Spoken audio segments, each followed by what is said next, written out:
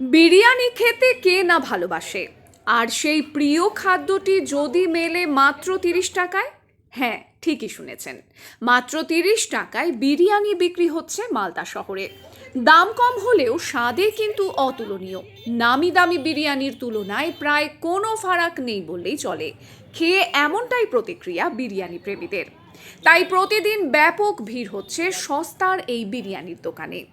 মালদা শহরের সিঙ্গাতলার এই দোকানে 30 টাকায় পাওয়া যাচ্ছে এক প্যাকেট আলু বিরিয়ানি। এগ বা চিকেন বিরিয়ানিও একেবারেই সাধ্যের মধ্যে। এগ বিরিয়ানির দাম মাত্র 40 টাকা ও চিকেন বিরিয়ানির দাম 50 টাকা। এত কম দামে দিতে পারার কারণ হিসেবে বিক্রেতা বলেন, অন্যান্য দোকানের থেকে তিনি একটু কম পরিমাণে বিরিয়ানি দিচ্ছেন, তাই কম দামে বিক্রি করতে পারছেন। যদিও এক প্লেট বিরিয়ানি একজন খেতে পারবেন, পেটও ভরে যাবে। তার এই দোকানে সবচেয়ে বেশি ভিড় করে স্কুল পড়ুয়ারা। দোকানের সামনেই স্কুল রয়েছে, সেখানকার ছাত্ররা এখানে ভিড় করে প্রতিদিন। সকলেই যেন বিরিয়ানি খেতে পারেন, বিশেষ করে স্কুল পড়ুয়ারা যাদের পকেট মানি স্বল্পই। তাই বিক্রেতা বাবলি দত্তের এমন উদ্যোগ। গত 3 থেকে 4 মাসেই তার দোকানের বিরিয়ানির চাহিদা তুঙ্গে। সস্তায় ভালো স্বাদের বিরিয়ানি পেয়ে খুশি ক্রেতারাও। স্যার, মালদা বাজারে পাওয়া যায় না ঠিকই, কিন্তু আমি দিচ্ছি কেন, আমার পরিমাণ অন্যদের থেকে একটু কম থাকে। আর আমি দিচ্ছি তার কারণ যাতে সবাই খেতে পারে।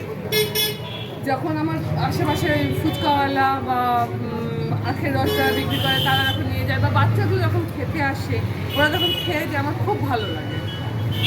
আমি সবার মুখে দিতে পারছি, এটাই আমার জন্য অনেক।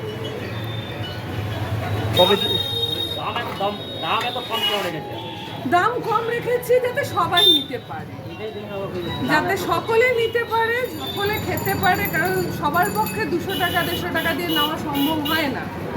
ওই কারণেই আমি এটা করি। কেমন বিক্রি কেমন হচ্ছে? বিক্রি দেখতেই পাচ্ছেন, আমার থাকে না কোনো দিনই। মানে আমার দুপুরের মধ্যে বা বিকেলের মধ্যে আমার শেষ হয়ে যায়। আর আমার সব থেকে বড় কথা, আমার কোনো বাইরের প্যাকেট মশলা ইউজ হয় না। আমার ঘরোয়া মশলা একদম ইউজ হয়, মিক্সিতে গুঁড়ো করে সমস্ত কিছু করা হয়। এখানে দেখা যায় স্কুলের বাচ্চারা বেশি আসছে। স্কুলের বাচ্চারা আসে আমার কাছে, খেয়ে যায়। কবে থেকে শুরু করেছেন এটা? এটা আমার 2.5-3 মাস হলো। আপনি তৈরি করেন?